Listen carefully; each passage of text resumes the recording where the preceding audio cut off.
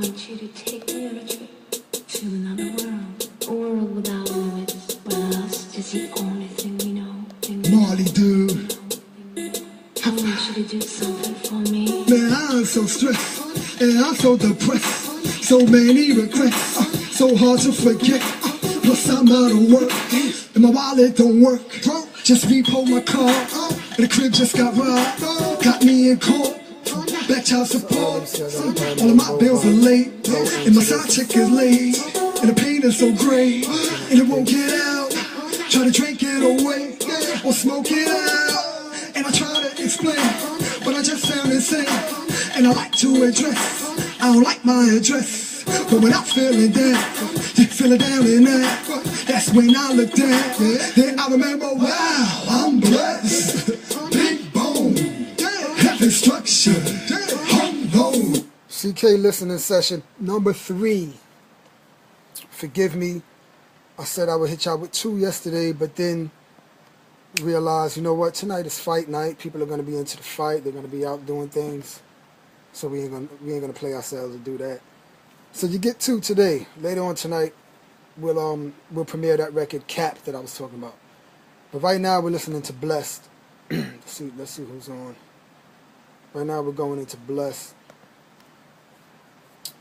And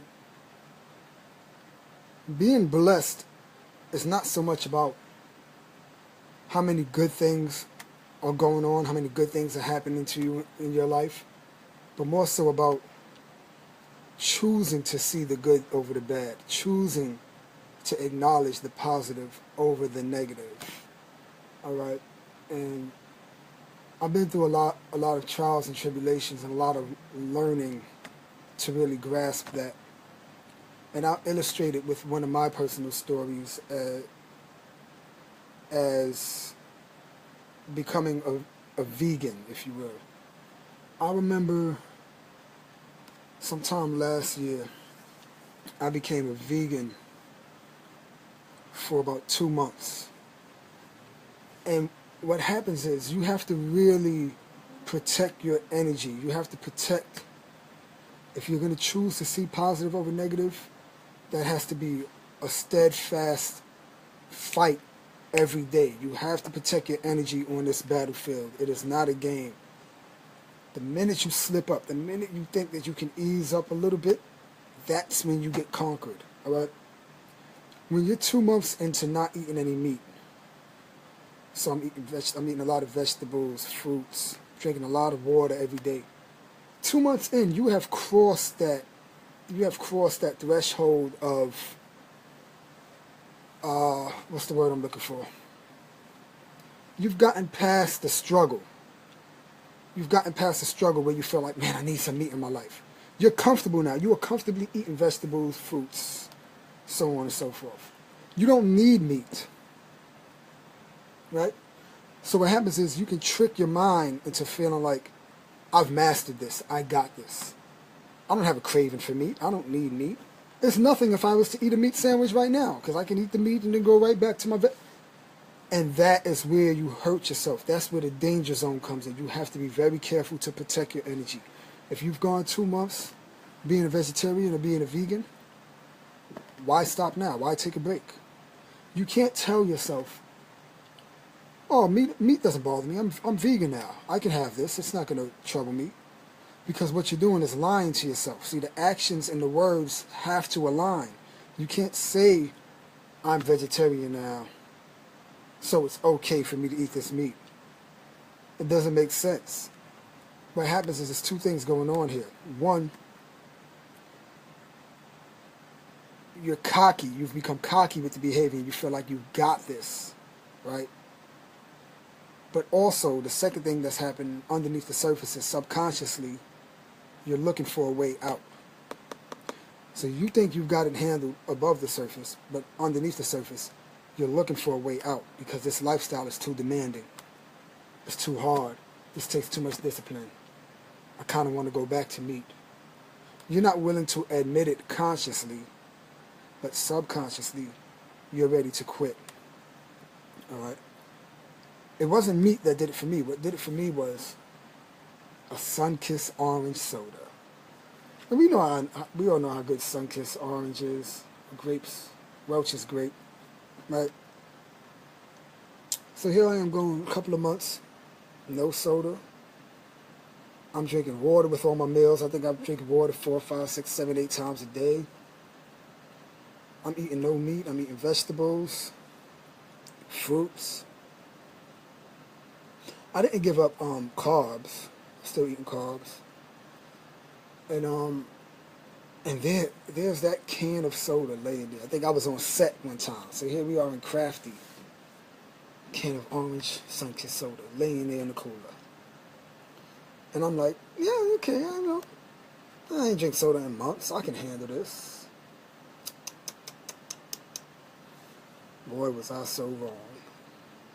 That can of soda is the death of you. That is your demise. That is going to take everything you worked so hard for the last couple of months and just crumble it right in your face. You don't understand how detrimental that can of soda is about to be to you. You don't even have to drink the whole can. You can take a sip or two.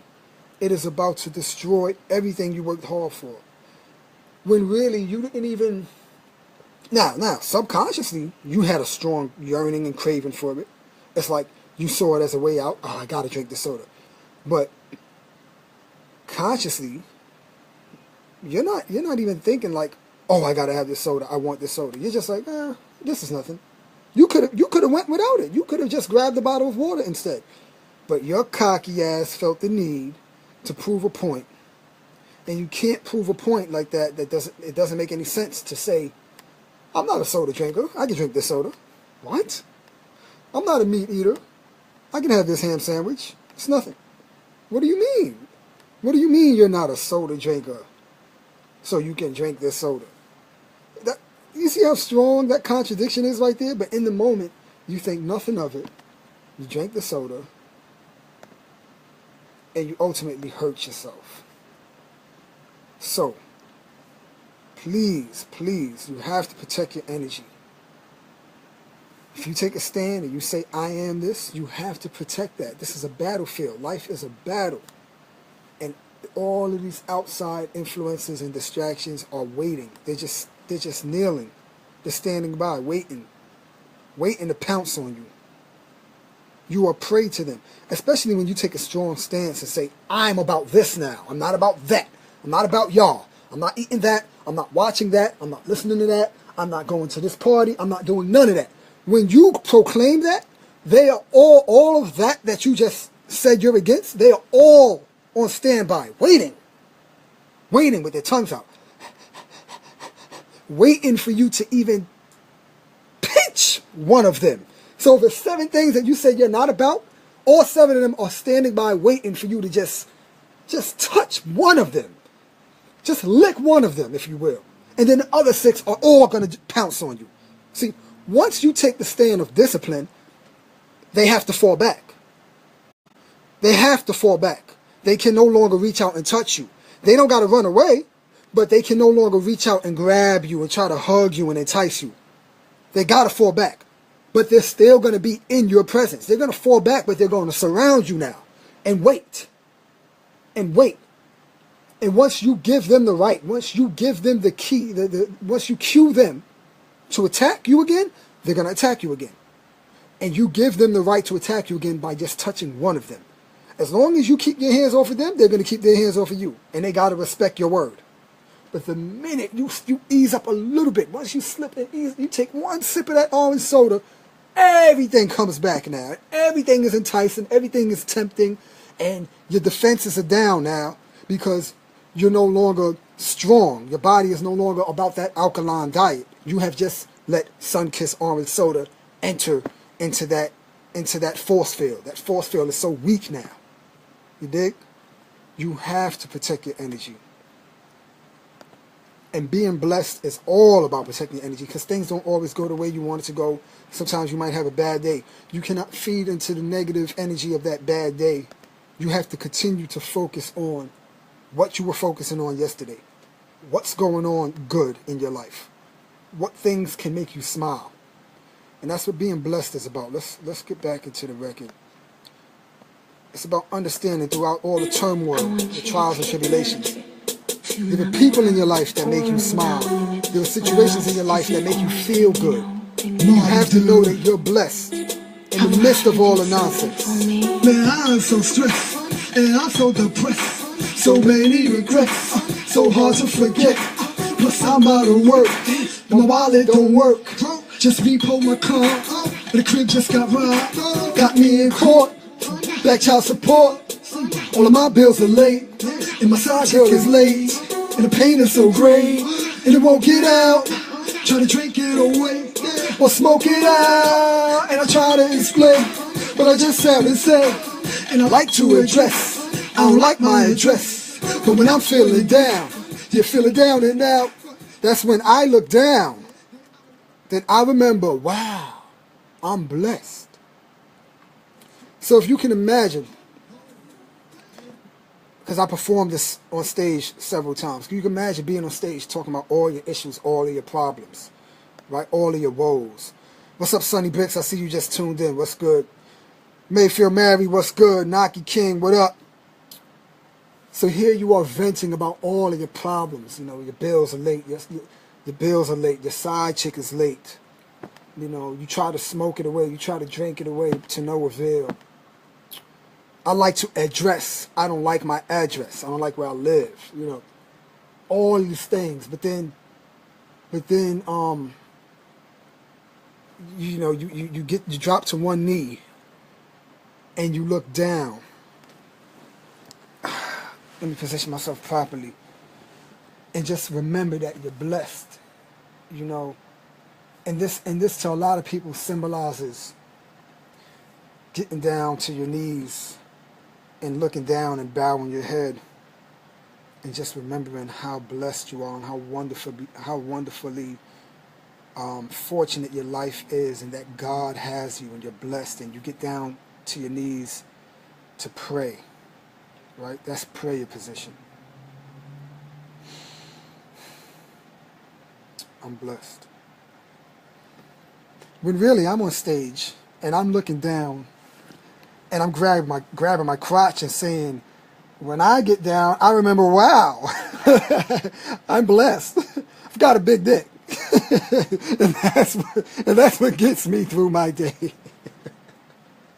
So it's such a wonderful record because it sheds a light of positivity, and it sheds a light of going through all the bullshit. And people think you're talking about one thing, or they think I'm talking about one thing, when really I'm saying, hey, this is what puts a smile on my face. That I'm big bone. That I'm heavy structured. And I got the whole concept of blessed from Bernie Mac. Remember when Bernie Mac said, and I can't do shit no more, y'all. And I love sex. I love it. I love it by the pound. And I can't do nothing no more. But I'm blessed. I'm big bone. I'm heavy structured. So I took that and flipped it into this concept. So, it, like I said, it fits perfectly with the theme of comfortably crazy, because you think I'm going one way and I'm taking you in a whole other direction. But it still drives the point home. It doesn't matter why you feel like you're blessed. It doesn't matter why you remember that you have fortune in your life. The point is that you get to the point where you can choose something in your life, be it a relative, a physical attribute, whatever, where you can look at something and say, you know what, I'm blessed. I want you to take me on a trip to another world, a world without limits. So in this mix, I see I gotta add low end. I gotta bring out the bottom. It's not enough bass. I want you to do something I'm gonna ask. for me. Man, I'm so stressed and I'm so depressed. So many regrets, so hard to forget. Plus I'm out of work and my wallet don't work. Just repo my car, the crib just got robbed. Got me in court, back child support. All of my bills are late, and my side chick is late. And the pain is so great, and it won't get out. Try to drink it away, or smoke it out. And I try to explain, but I just sound insane. And I like to address, I don't like my address. But when I'm feeling down, you're feeling down and out. That's when I look down, and I remember, wow, I'm blessed.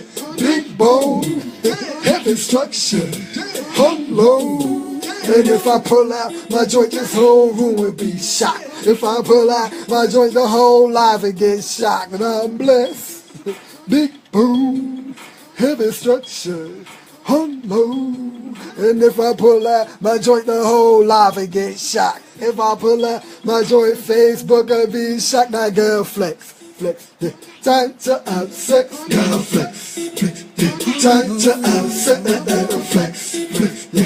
Time to have sex. I forget that I'm stressed when I remember I'm blessed. Yeah, so there you have it. That's blessed.